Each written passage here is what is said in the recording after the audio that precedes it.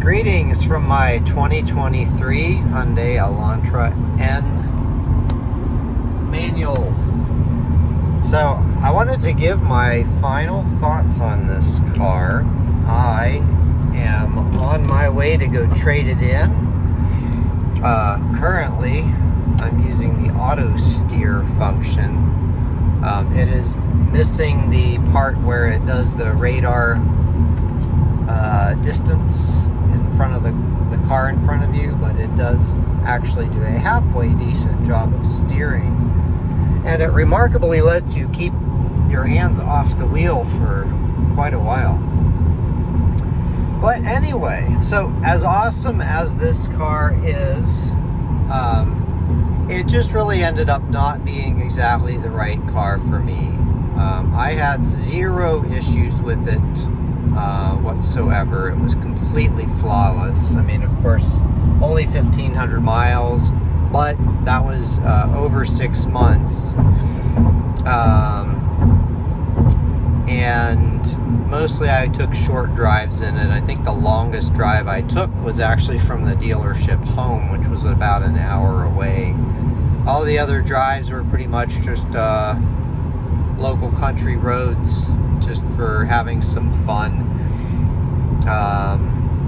You know, it's got a lot of cool features. The navigation is nice, the dual climate control, heated seats, even the Alcantara, and I believe that's leather on the side of the seats. And just, you know, all the tech, the display and everything, and how comfortable it is on the highway. Surprisingly comfortable. But it just didn't have that je ne sais quoi for me. The closest comparison on this car for me was my SRT4's neons that I had. I had 3 of those.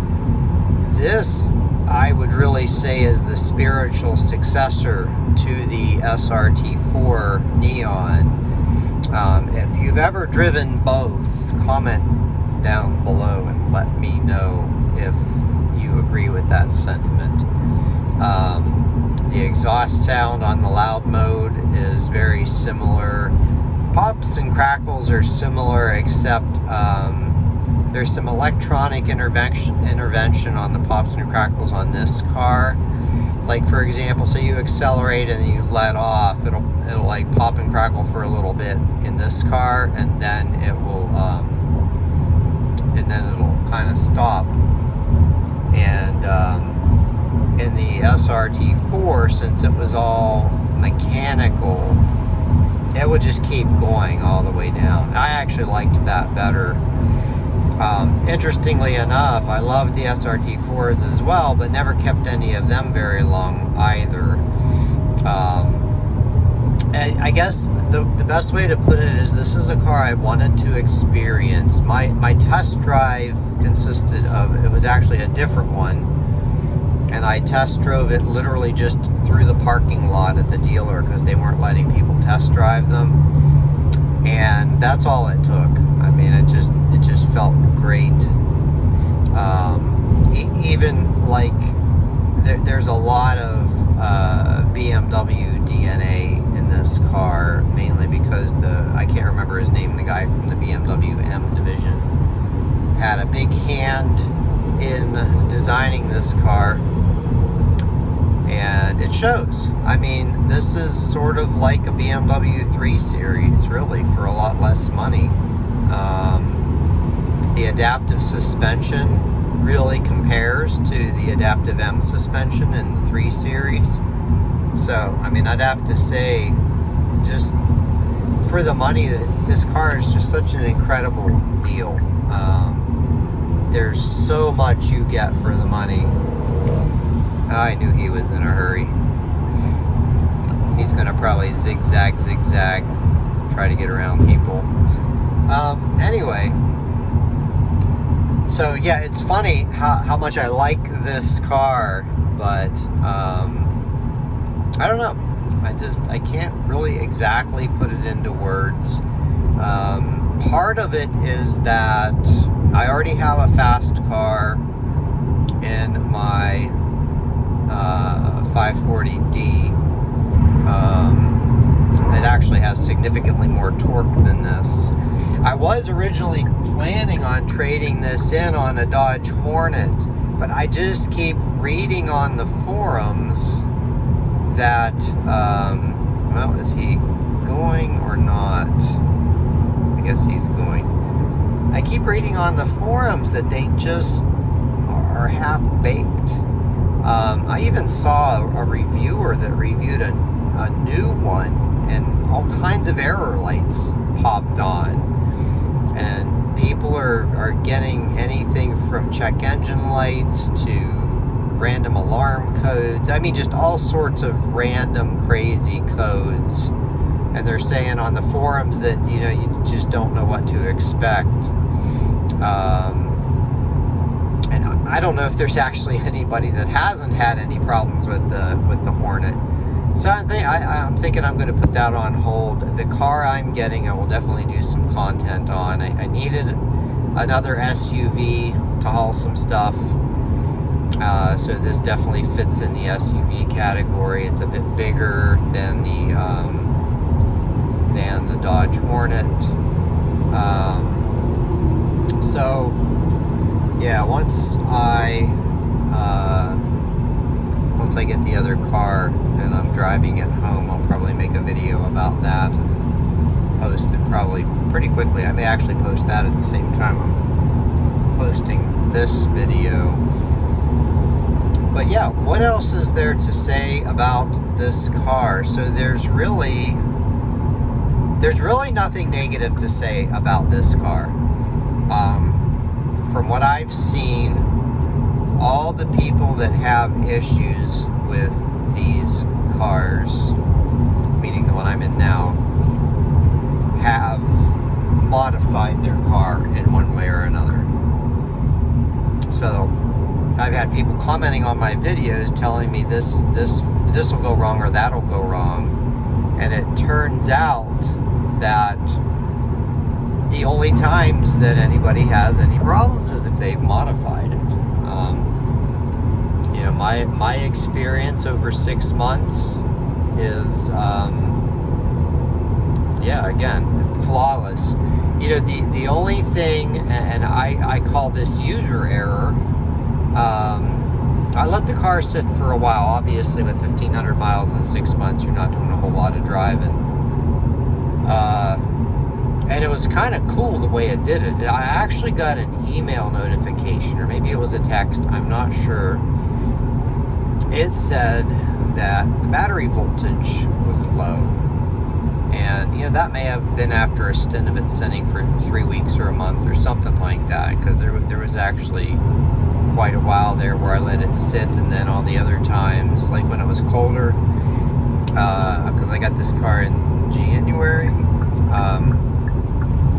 that I didn't drive it because of the tires, because you can't really drive summer tires below, well, they say 45 degrees. I drove it home from the dealer and it was like 33 degrees, but I was just taking it easy. And yeah, so I think the short drives combined with the lack of driving is what ultimately led to the low battery. But when I got out to the car, it started just fine. It sounded like it had full power. You know, it didn't crank over slowly or anything like that. I drove it for about a half an hour, and the message has never returned after that. So I thought that was very interesting that the car alerted me to that. So I guess it's under constant monitoring while it's parked. I think that's part of the, what do they call it, the Blue Link or whatever that service that it comes with is. I haven't really used it much. I don't know what all it comes with other than the monitoring. And then I get an email every month where it lets me know the different statuses of the car, like miles to oil change or maintenance or whatever, which obviously this car with 1,500 miles hasn't needed an oil change yet. I know there's those out there who believe in the 1,000 mile or 500-mile oil change on a new engine, but I tend to go with what the owner's manual tells me on things like that. So it's going to be interesting to see if I can find this car wherever it goes after somebody buys it. The one thing I also know, so the 10-year, 100,000-mile powertrain warranty goes away to a subsequent owner, but I do believe they get to keep the 5-year, 60,000-mile warranty. So this car, I've never abused it. I've always treated it well, never modified it. And whoever gets this one is going to get a good one. I'm sure there's people out there that would be suspicious of buying a car that's 6 months old and has low miles on it. And there are various reasons why people would trade a car like this. You know, I'm sure there are some cases where somebody would buy a car like this, tune the hell out of it, beat the hell out of it, and then sell it. You know, caveat emptor.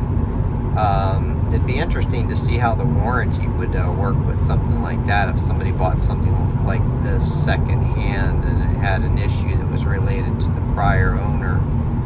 I don't know how that works. If you made it this far in the video, comment down below and let me know what you think about that. If you've had any experience with that. I've bought several cars which were under warranty, and I never had any issues getting the warranty repairs done. So, and on this particular car, again, I've never modified it. So, I wonder if that white SUV is going to hit the truck. Look how close he is. Of course, the truck is a left lane hog, so that's fun. Gotta love those.